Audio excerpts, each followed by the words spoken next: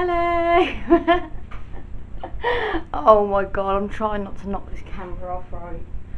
Oh, hello and welcome to my channel. My name is Sophie and obviously this is the first video that I am ever doing for YouTube. So if you've come from Instagram, from Twitter, you have a little bit of an idea as to what I'm actually going to be doing today. But if not, we're going to now go through that all as to why I'm creating these videos.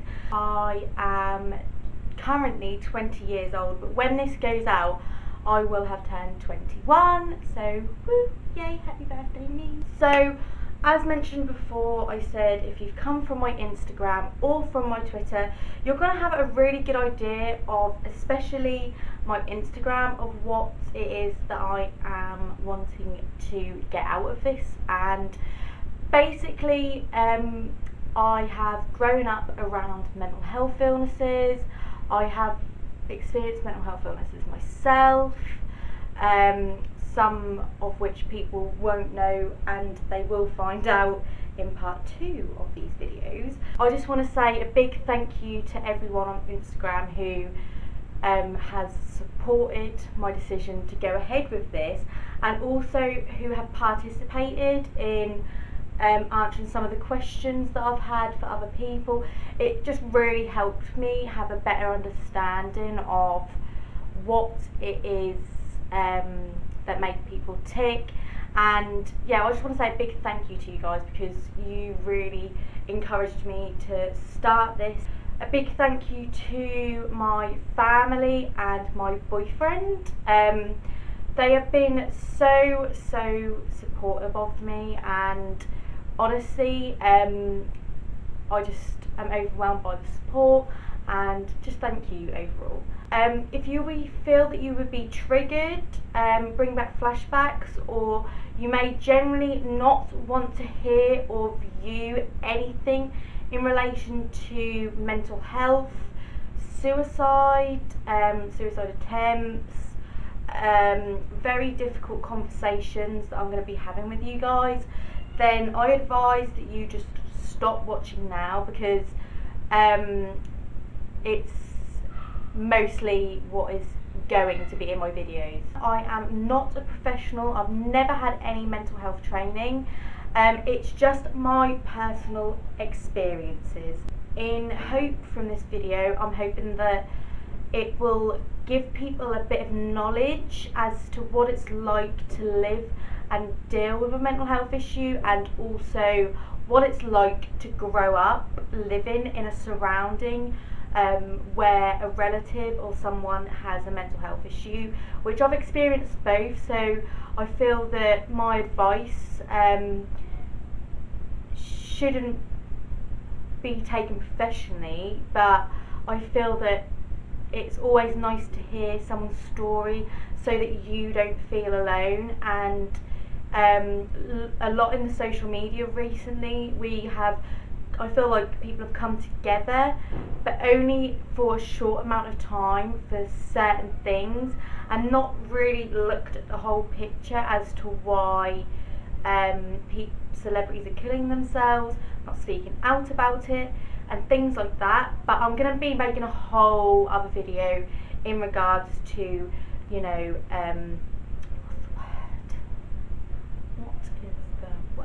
finally, before we get into everything, I just want to say a big thank you to my mum, which I know she's going to be watching this video.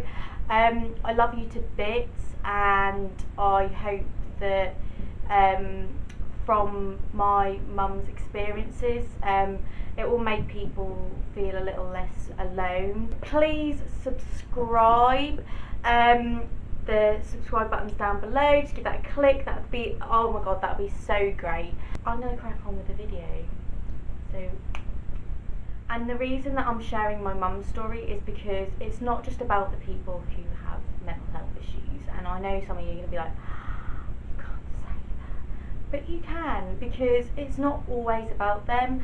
and sometimes it's about the people that they affect around them, and in my mum's case that was our family, which is not her fault because obviously her mental health issues were so extreme that situations happened, but we'll go into that later. A little backstory. My mum, hello mum, because I know you're watching, she has bipolar disorder.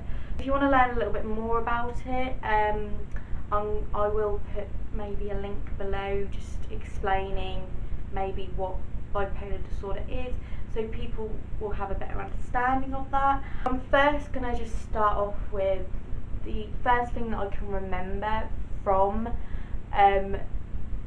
my mum first getting bipolar. So I think I was around 8 years old, 8, 9 I must have been.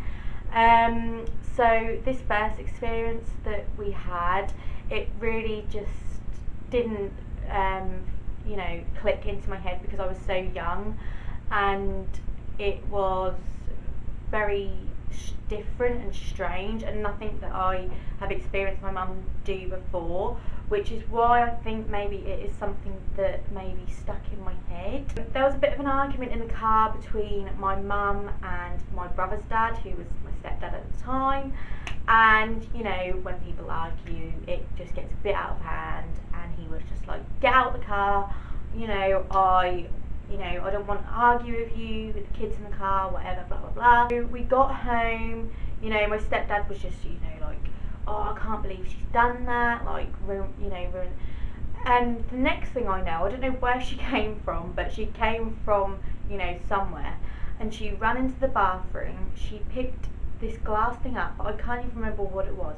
She just started smashing things against the wall, and if you've ever seen someone just lose it, you're just like, what? Especially someone like my mum, who before I'd never ever, sometimes I've noticed she was a bit, I don't want to do that, but I thought she was just being a moody mum, but obviously she wasn't. So that was the first sign of what I remember of her bipolar. At the time it didn't make me feel anything because I just thought they had an argument, and I just thought, she's had a glass of wine. A few years later, I think it was quite soon after that actually, not a few years, Mum was diagnosed with bipolar disorder, I think, and that's when things really started to change. So the next thing I'm going to be describing is very sensitive, and it is describing a possible suicide attempt, but I think it's important that people realise that people go through this and then they just go to school the next day and act like nothing happens. That's why it's so important to be kind to people, and just to think you don't have a clue what that person's going through at home. So for them to come to school to maybe think, oh, I'll get a little bit of a break or something like that, to then come to school and maybe, potentially be bullied or, have nasty comments made towards them and stuff like that. So it was around Christmas time, because I can remember I was wrapping my friend's presents. I went downstairs and I said to Mum, please can I borrow the wrapping paper? She said, yeah, that's fine. In the space of the time that I went downstairs and asked for the wrapping paper, and on the return to give Mum the wrapping paper, was just something else. It just shows how quickly people can turn. So I went upstairs, done my probably awful wrapping, sorry for anyone who received them presents, and I went down and I walked past my mum, and she was crying, which you're going to think, what? But it was quite normal to see my mum cry, because obviously her mood swings and stuff, and with her medication and everything. So it wasn't something unusual just to see Mum maybe have a little sob or something, so I didn't think much of it. So I just, went through to the kitchen, put the wrapping paper, And at that point, something clicked in my head. She was sat there with her hands over her face, literally, like, I couldn't even see her face, her facial expressions, anything like that. So I'm just standing there like, Mum, what are you doing? What's going on? At that point, she removes her hands from her face, and not fully, just so she could look at me. And she was like, you need to call an ambulance. And obviously what I saw, I think my brain has either blocked it out or didn't want me to remember that. I don't know why, but the only thing I can remember from when she moved her hands down was just seeing red, and which I'm guessing was blood. From that point, I was just like, oh my god, what the hell? Because I'd never really understood suicide attempts or self-harming. So seeing something like that as a young child really, it really just hit me as if to say, this is real, this is what happens in people's lives. And from that point onwards, I took it on myself to really grow up. The feelings I was getting during that time of trying to ring the ambulance, we'd just moved into a new home. I had no idea of what even the postal address was. I didn't even know what number house we lived at. And I was just so confused. So the person on the other end of the phone was so helpful. So I was just absolutely distraught at this time, crying hysterically, like, I don't know what she's used, what do I remove? Do I remove knives, blah blah blah. Meanwhile, my mum was still in the living room crying, and at that point I was crying because I was just so like, ah. I run over to my auntie's house. My nan was there, she was babysitting with I ran over with my little brother holding his hand, and I was just like, mum's tried to kill herself. And I think that was the first time I'd ever admitted that mum wanted to kill herself. That was the first time I admitted that, my mum was suicidal. The police come in and speaking to us. It was really weird because I felt like I was being questioned about everything, like I'd just done something really bad. They kind of like separated me and my brother, like they didn't want us to get our stories connected. They wanted the truth. So I was just like really uncomfortable with that, and I just think a lot more people need to be trained in how to talk to a child after something so traumatic has happened, because they just kept asking me what's happened, why did it happen. I just felt like I was under a lot of pressure to answer why, and I really don't think a kid should have to answer as to why their parent has tried to do that or harm themselves, because it's not for them to answer. From that point on, it was just, I wanted to protect everyone. I wanted to protect my brother, I wanted to protect mum. I didn't want her to feel like she'd failed, because she hadn't. She was still a great mum, she still is. I was in year 8 and trying to deal with that a lot was hard. And then to go into school the following day and not really, well, I didn't tell anyone basically what had happened, but the school found out, obviously, because social services got involved, which you would obviously hope would happen in situations like that because they're trying to protect children. But at the time I felt like they weren't helping. I felt like they were interfering with my life. I felt like they were trying to say that mum was a bad mum. I was just so stubborn and so adamant that, this is not mum's fault, which it isn't, and they weren't saying that. But as a kid, you always think that, the worst, and, it's not the nicest to think that people are trying to come in and, get in between your family. After that, there was obviously many different episodes, many other little things that happened, but I don't want to go into too much detail because I would literally be sat here for hours. The next prominent thing that happened in my life really did change my life, my brother's life and my mum's life forever.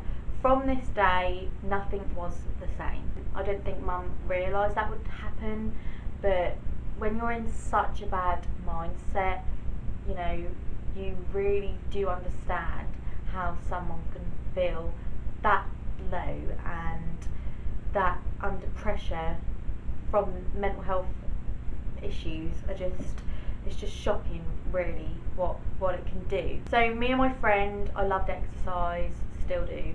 We went for a jog around the graveyard, which was behind my house. Literally went for about half an hour. In that time I said bye to mum, I said bye to my brother, I said I'm going for a jog with my friend, be back in about half an hour. These big times in my life that literally happened within the space of 15 to half an hour, and they were big impacts. So me and my friend returned back to mine because I was like, oh, do you want to do a bit of Zumba? We got back to mine, and my brother was sitting on the sofa watching Disney Channel, as always.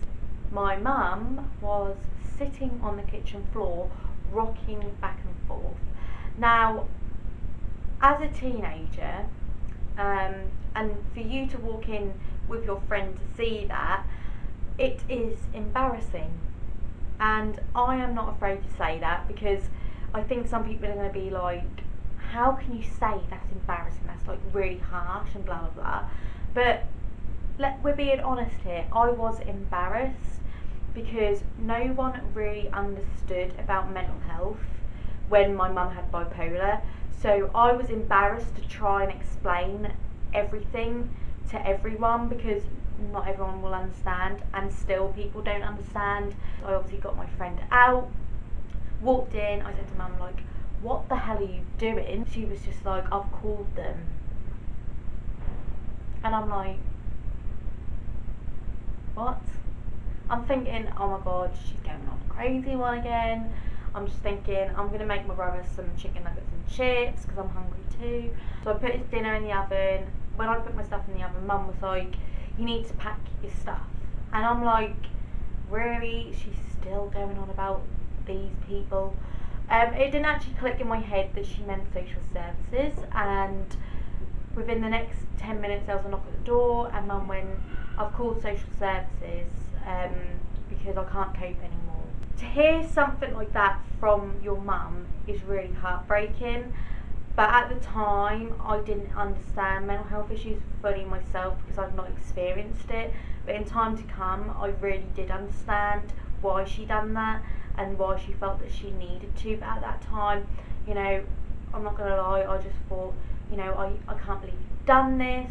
It was just, it didn't feel real at the time. So these social workers come in, I'm obviously up all in arms, like, you're not doing nothing, they were saying like, we're going to have to take you to foster care for the night, and I was like, you're not doing that. I was like, you're not splitting me and my brother up. But because my mum had given them permission to do that, there wasn't anything really I could say or do, because I was still only like 12 or something, 12 or 13. Luckily my brother's dad was in the area, so he came to pick my brother up. I was like, I'm not going, but obviously the only other option was to go into foster care for the night, which I really did not want to do. My dad was in London, he couldn't get down ASAP. You know, it was the evening, it was a weekday, and he couldn't get down ASAP. And then the only other person to call was my nanny, and eventually they came to pick me up, and that was the last day that me, my mum and my brother ever lived together. A part of me really, you know, it still gets to me now. I really miss being in that family environment, like having, you know, your mum and your brother. I know my dad wasn't there, but like, it was always what I had, and it was always what I experienced, and for that to be taken away and kind of like just broken up into 3 little pieces. And I never thought that we would never live together again. I thought, you know, this is only temporary, I'm going to go live at my nan's. But obviously, you know, like 8 years later, here I am still living with my dad. After that, there was just so many problems, because, you know, I think mum realised that she didn't actually want to make that decision at that time. It was just something that she'd done in such a bad headspace, which, you know, parents out there, when you make a decision like that, you know, please don't blame yourself, because in reality you're not doing it for you, you're doing it for your kids. And that is not something that I realised until obviously a few years later, because I wasn't mature enough. And you know, mum made that decision for us, and you know, I think in the end she regretted that decision, because she tried so hard to, like, you know, bring us back all home. One thing that I wanted to put out there was just like how normal that, you know, when you live with someone with mental health, their activity is just, and the stuff that they do is just so like normal and blasé, like you don't even question it. So like mood swings, you know, doing weird shit, like, I don't know, not leaving the bed for a few days, you know, things like that become so normal. You just, you know, you don't understand how other people don't understand that situation. One experience with that is obviously when I moved in with my dad, my mum found it really, really hard. She, you know, at that point of her life she was really low because she'd just lost 2 of her kids. But we didn't really see her for much of that period of time, because it was just really hard period of time for me to go see mum, because obviously of what I was feeling at the time. I felt really angry towards her. I felt really like betrayed. I felt that she didn't care. But obviously that stuff's normal to feel in that situation, but obviously you don't realise what that person's going through because you're so young. Had a lot of things happened with mum. She did try to take her life a few times, because I'm guessing that she felt that she'd lost everything and that she, you know, didn't have anyone, which was not true at all. She had, you know, a lot of people around her at the time. But obviously when you're in that state of mind, you feel so alone. You don't feel that anyone understands how you feel. You can't put it into words, and you sometimes feel like the only way out to stop, you know, maybe the voices in your head, or, you know, feeling something you can't explain, is just to end it all. That is not always the option, and my mum is still alive today to prove that is not the option. So anyone out there who may be watching this, who may have considered it, there is so much more to life, and there is so many people out there who love you and cherish you, that want you to be here. They may not show it enough, but you know, they really bloody do.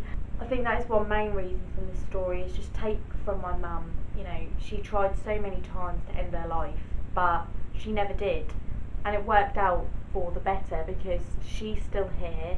She is enjoying life. She still has her rough days, but she's really enjoying life. And actually me and my mum have such a really good relationship now. We're more like friends, really. One of the things that obviously occurred when we weren't living with mum anymore was the fact that mum tried to commit suicide quite a lot of times. Still, every single time I went to school the next day, I didn't let it bother me. So, you know, it's just a note to people. You really just don't know what's going on at home, and you should never judge people if they're having a bad day. My dad would tell me a number of times, like, so I'm really sorry, but your mum's in hospital again. And it got to the point where I was just like, oh, okay. Because I literally just felt like it was a weekly thing. It got to the point where, honestly, I felt like, when is this actually going to happen? Because I started to think in my mind, like, she's attempted so many times, but something is stopping her. You know, I think when people try to commit suicide, they always have in the back of their mind if they really are certain that they want to do this, or they just want to do this to get rid of the pain now, but not actually think about the after effects. And I think my mum was the second person, you know, not really thinking about the after effects. My dad came to pick me up from school, sleepover, and he was just like, so funny to come pick me up early, something's happened. This is like the first very few times that she'd done it, and she was really bad this time. He just explained that to me, and yet again I sat there and said, right? So is she still alive then? And Dad was like, yes, but you do realise what happened, don't you? And I was like, yes, I do. When I look back at things like that, I just think to myself, I was just really young, and I probably was just pissed off with the fact that it was happening so much, and I didn't really understand why. But growing up, you experience things, you learn, you understand, and especially with me, I've experienced 3 different types of mental health issues since the age of like 16. Actually maybe before that. When you get to experience that, you sit there and you go, that's how you felt. And this is what I mean when people are like really judgmental on people who are parents and have mental health issues. It's not their fault. I just want to say that my mum is amazing, because I know that she's going to be watching this. She hasn't failed at anything. She's done the best that she can. She brought us up, me and my brother, basically on her own for like 12 years. And to do that with mental health issues and not to get any breaking points up until these ones that I've said is extremely good. She is a strong woman, and I look up to her every day, because I just think the stuff that you've been through in life, and look at you now, she's just amazing. I just want to put this video out there to let people know that you're not the only one who has maybe a friend, a partner, or a parent with mental health issues, and that it's okay to feel pissed off, it's okay to feel annoyed, it's okay to think, God, I hate you sometimes. Just because someone's got a mental health issue does not mean that you still can't treat them the same way as a human being. People who are maybe carers for people who have mental health are really overlooked, because people want to help the people who have the mental health issues, which is the right thing to do, but sometimes the people around them are affected just as badly. That is basically my little introduction into how my life started with mental health. In my next video, I am going to be speaking all about me.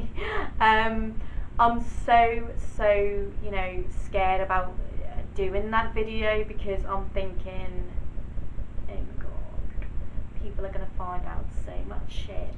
Everyone needs to open their eyes a bit, and that not everyone's lives are as brilliant as they may seem on camera. I was winking with the wrong eye. So it's just a big reminder to everyone out there, you're not alone. There's help out there, there's support, there's friends, there's family to talk to, or even a camera. A camera helps me to get my feelings out. I hope that everyone really gained a bit of knowledge from this. Just get to know me better before I start giving out advice. And yeah, so I will be uploading my next video, which is part 2 to this introduction, probably either 5 days or 7 days after I put this one up. If you really did like this video, please give it a big thumbs up. Go look at the links all down below, because I would love if anyone who liked this or subscribed to my channel went and followed my Instagram or Twitter. Stay tuned for my next video, which I think everyone is going to want to see, because you're all nosy. Thank you everyone who has tuned in and listened to me ramble for God knows however long. Be kind to people, guys. Go outside now after watching this video. Give someone a hug. Embrace them. Cuddle them. And just be like, it's okay. If you need to talk to me, you can. That's it. Hello, highlighter. Amazing. can't think. What is that word? I forgot what I thought about that.